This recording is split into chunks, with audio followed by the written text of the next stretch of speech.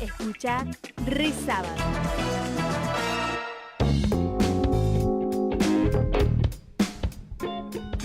Todo vuelve.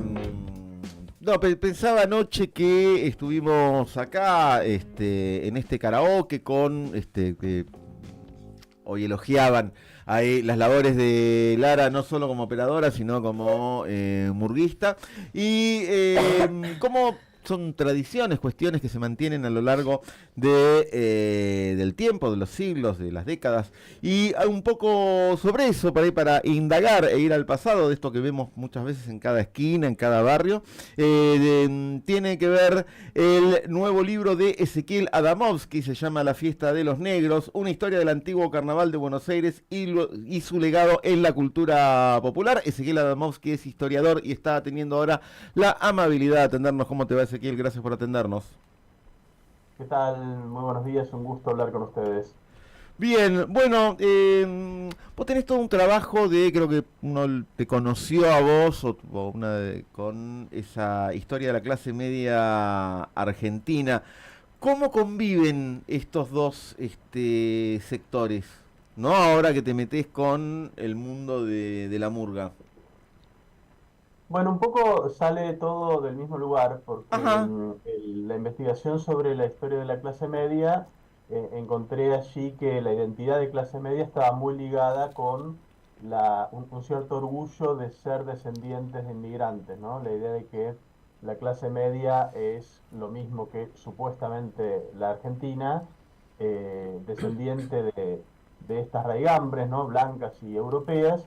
Y luego de escribir ese libro, tuve la pregunta, la inquietud de ver cómo había impactado eso en las identidades populares, ¿no? ¿Qué habían hecho las clases populares con esa mirada, a veces con ese componente racista, según la cual, bueno, ya que somos blancos europeos, entonces el bajo pueblo no es del todo blanco ni europeo y entonces no tiene el mismo derecho a ser un ciudadano igual que los demás, ¿no? Ujú.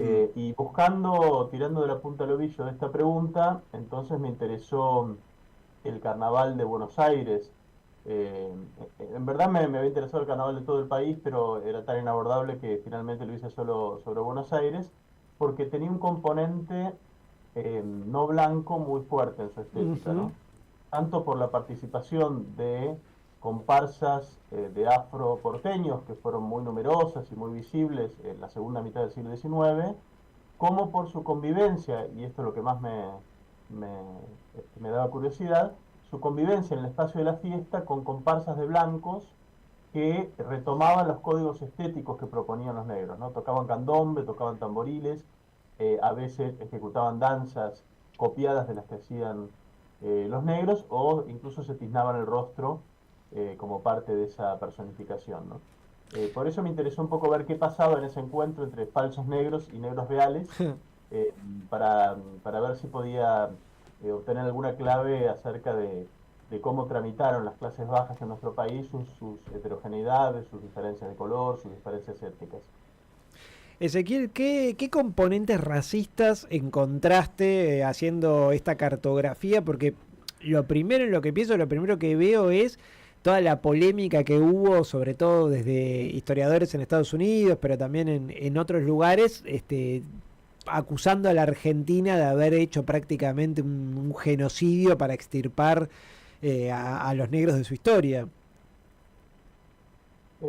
Bueno, la verdad es que es muy curioso. Yo me dedico hace ya unos cuantos años a investigar las relaciones étnico-raciales en nuestro país. Y en muy poco tiempo pasamos de la negación absoluta de que eso sea un problema relevante en Argentina, ¿no? La idea de que en Argentina no hay razas, entonces no hay racismo y que eso no es un problema nuestro. Pasamos de eso quizás al extremo opuesto, que ahora en estos últimos 2, 3 años parece que Argentina fuese el país más racista del mundo. Claro. eh, eh, y, y lo que te puedo decir es que Argentina es un país muy racista, lo mismo que es muy racista el resto de los países de la región y del mundo, hay racismo en todas partes. Ujú. Argentina tiene una matriz racista muy clara y muy evidente. Ahora, cuando uno ve comparativamente hablando, no es un país particularmente racista, ni mucho menos ni Argentina ni ningún otro país, en verdad, de América Latina, tiene los antecedentes de ese racismo tan violento, con segregación racial legal, con prohibición de matrimonios interraciales y demás que tuvo Estados Unidos hasta hace muy poco tiempo, ¿no? Es incomparable en nada que haya sucedido en América Latina con ese racismo que fue tan violento, y también es incomparable nada que haya sucedido en América Latina con el racismo colonial que ejercieron las potencias europeas, ¿no? Claro, porque es como que cuando le llega la acusación, lo primero es ponerse como a la defensiva, decir cómo el país del Ku Klux Klan nos va a tratar de racistas a nosotros. Y eso también me parece que impide hacer, o por lo menos complica un poco hacer el balance sobre los componentes efectivamente racistas que tenemos en la Argentina sin haber llegado al extremo de un Ku Klux Klan. Sí, mete un poco de ruido. Igual es cierto que hay una negación tremenda aquí en Argentina de esa temática. Es muy difícil, ya era muy difícil hablarlo antes. Así que no es solo por reacción a esto que digan ahora algún francés o algún estadounidense, ¿no? Pero me parece que lo importante es focalizarse en la discusión que podemos dar nosotros de visibilizar el racismo, y sobre todo visibilizar la presencia de lo no blanco en nuestra historia, ¿no? Que esa es la tarea pendiente. Ezequiel, ¿cómo te va? Elisa acá te saluda. Hola, Elisa.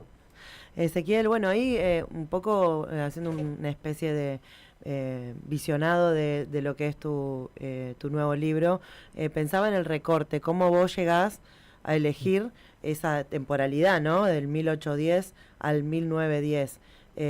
¿Por qué haces vos ese recorte y qué ves desde esa época hasta acá, en una síntesis, ¿no? ¿Qué cosas todavía se sostienen de aquella época? Bueno, el recorte tiene que ver con que esto que me interesaba a mí, que es la convivencia entre afroporteños y blancos que los imitaban en el espacio del carnaval, ya para 1910 ya no es más un aspecto relevante del carnaval, ¿no? Fue muy importante en la segunda mitad del siglo XIX, y ya para 1910 ya no es un código estético muy visible, ¿no? Si quieren después charlamos, les cuento por qué. Pero entonces me interesó trazar la historia de ese carnaval, que además a fines del siglo XIX era un carnaval de una masividad enorme. La gente no tiene idea de lo que era la cantidad de gente que participaba. Era un carnaval realmente que asombraba a los visitantes extranjeros por la cantidad de gente y por la intensidad del juego del agua, de las comparsas, de la diversión callejera. Era una fiesta muy imponente.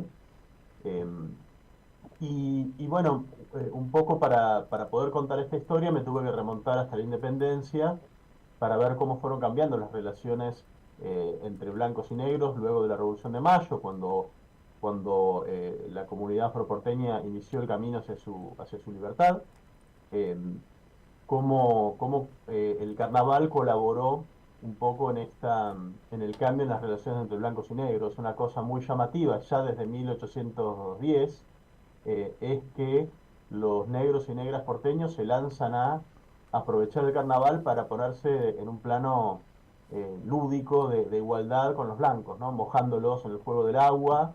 Hay cantidad de reportes en la prensa de que los negros participaban un poco de igual a igual, aprovechando la licencia del carnaval.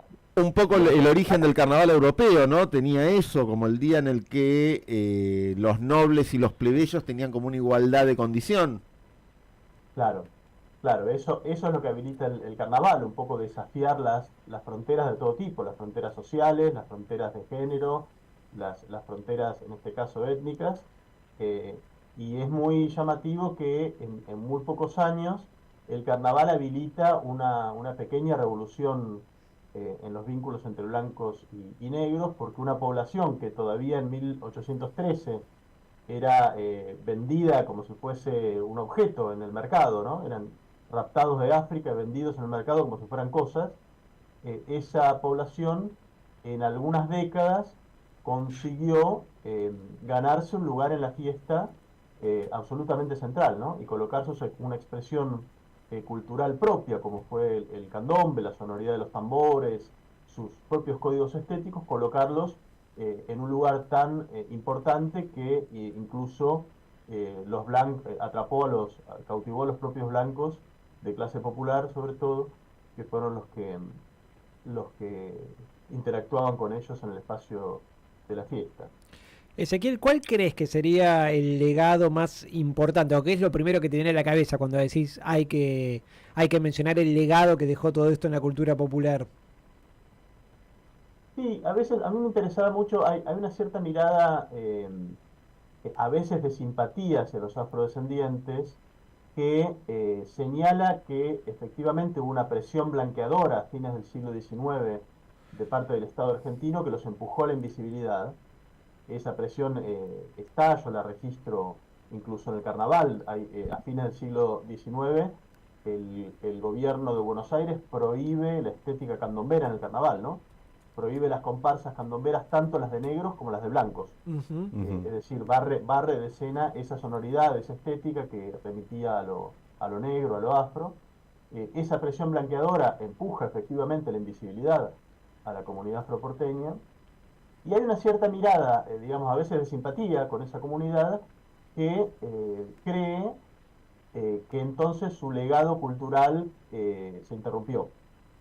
Y a mí me interesaba mostrar cómo ese momento del carnaval, en el cual las estéticas de los afrodescendientes, entre comillas, contaminan el mundo de los blancos, es decir, cautivan a los blancos también, dejó marcas muy fuertes en toda la cultura popular argentina.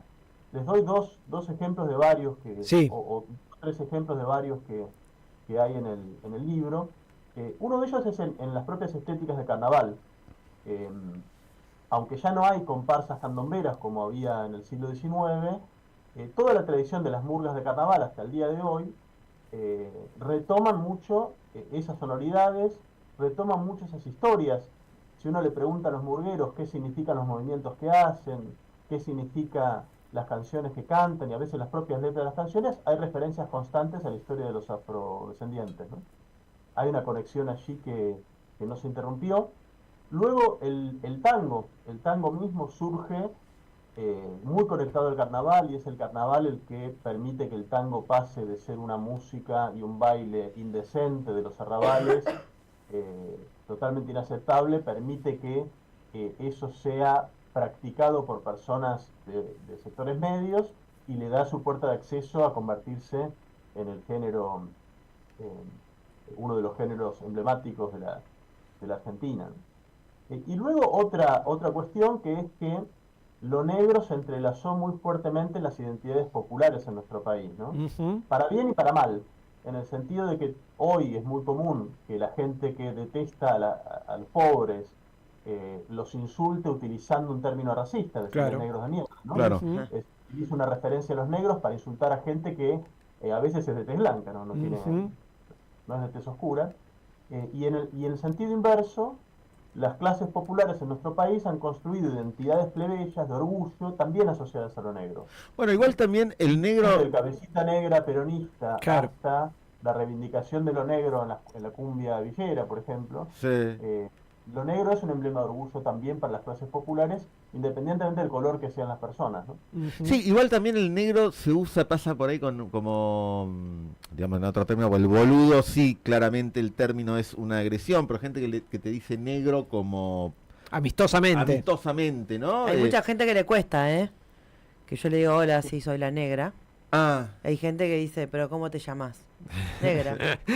Pero No. ¿cómo te llamás? Hay Me como una acordaba reticencia, incluso de terrible. la escena aquella de Made in Argentina, ¿no? Vos acá sos el negro, ¿no? De ese lugar, de esa familiaridad. No, cuando te escuchaba esto, ¿no? La cuestión, ¿cómo ves, si bien ya se va de lo que es el objeto de tu libro temporalmente, pero de toda estos fomentos que hubo en los últimos años no sé qué, por ahí antes el gobierno te prohibía el carnaval y ahora hace talleres de murga, de comparsa, de lo que sea, ¿cuánto licúa por ahí ese carácter plebeyo o cómo se readapta?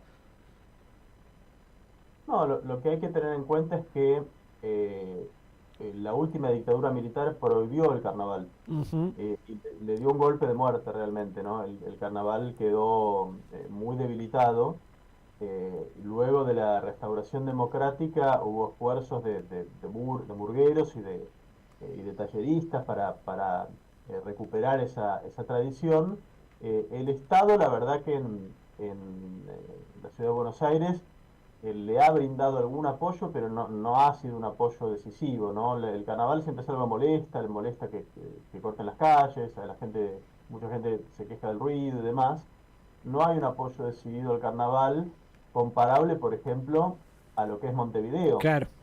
Ha tenido un apoyo constante desde principios del siglo XX en adelante al carnaval y bueno, floreció y es la maravilla que es hoy, ¿no? El carnaval de Montevideo era gemelo del de Buenos Aires, eran muy parecidos, hasta que la ciudad de Buenos Aires prohibió las comparsas candomberas a fines del siglo XIX.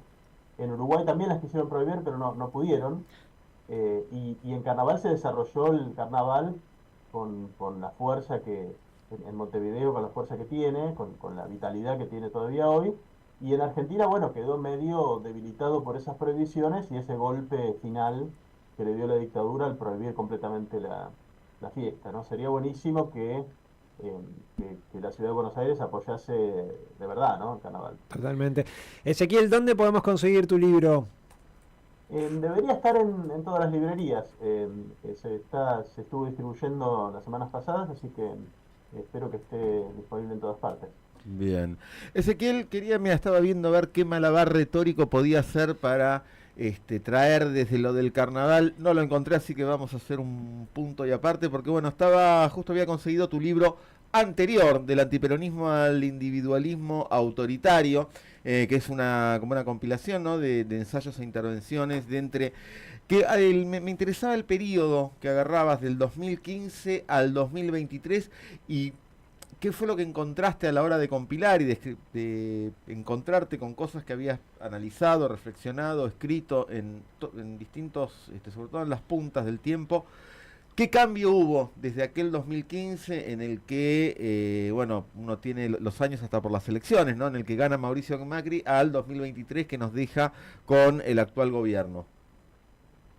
Bueno, ese libro anterior no es un libro de investigación histórica, es un libro de ensayos que fueron saliendo en medios de prensa y que luego compilé como libro.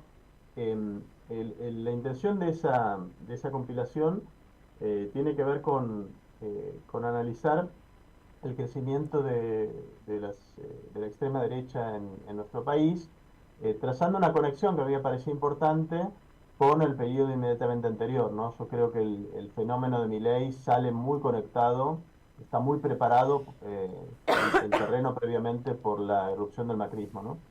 El macrismo que llegó al poder, ustedes recordarán, fingiendo un poco progresismo y presentando incluso a Macri como una persona de izquierda, como hacían algunos de sus propios voceros. Sí, sí. Llegó al poder fingiendo progresismo y activó desde el Estado una serie de políticas no solo económicas, sino también culturales, que abrieron el camino para que hoy tengamos un gobierno de extrema derecha que es, en verdad, hay que decirlo, de coalición entre los libertarios y el PRO, ¿no?, que están prácticamente en un cogobierno. Eso no es casual, se veía venir, yo intenté advertirlo en su momento con estos ensayos, y este libro un poco compila los textos que permiten ver esa conexión, ¿no?, entre la derecha más tradicional y esta extrema derecha que tenemos hoy. Se podría llamar Yo te avisé, el libro. Bueno, sí, no quiero. No había una anticipación en el sentido de advertir que Milei podía ser presidente, eso la verdad que no lo vio, no lo vio nadie, por lo menos hasta muy poco tiempo antes, pero sí que había un corrimiento de la derecha tradicional a una extrema derecha, ¿no? En su momento, yo en mis textos lo llamaba una bolsonarización del macrismo, ¿no?, que se iba corriendo hacia posiciones bolsonaristas, con todo lo que fue, por ejemplo, la reivindicación directa o indirecta de la última dictadura, que eso empezó con el macrismo, Sí. la condena a a todo lo que tiene que ver con el trabajo cultural y científico. Eso también arrancó con el macrismo, la exacerbación de la agresividad de unos contra otros entre las personas comunes, ¿no? Acusando a todos de que todos los que no estamos haciendo dinero para alguien somos planeros, somos ñoquis, somos de alguna manera delincuentes. Todo eso estaba planteado antes. Bien. Ezequiel, te agradecemos muchísimo el tiempo que nos has dado, entonces volvemos a recomendar para todos aquellos que se acerquen a la librería amiga para conseguir La Fiesta de los Negros, una historia del antiguo carnaval de Buenos Aires y su legado en la cultura popular, y también vamos a recomendar Del antiperonismo al individualismo autoritario. Entonces, bueno, te dejamos disfrutando del fin de semana. Bueno, muchísimas gracias por la comunicación. Gracias a vos. Ezequiel Adamowski, historiador, autor de numerosos libros. Vuelvo a recomendar también. Gran tuitero también, ¿eh? Yo recomiendo seguirlo en Twitter. Ah, mira. No me lo imaginaba, de hecho, hablando tan calmado, porque uno lo mira en Twitter y decís que picante este muchacho, y acá te habla con muchísima tranquilidad. También lo recomiendo en Twitter. Historia de la clase media argentina y La Marchita, El Escudo y el Bombo, escrito junto a Esteban Buch, ¿no? Sobre un análisis de la simbología peronista.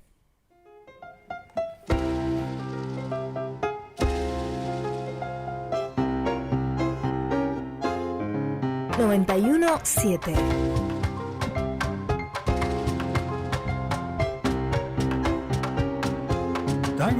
Tango negro, te fuiste sin avisar. Los gringos fueron cambiando tu manera de bailar. Tango negro, el amo se fue por mar. Se acabaron los candombes en el barrio de Montserrat.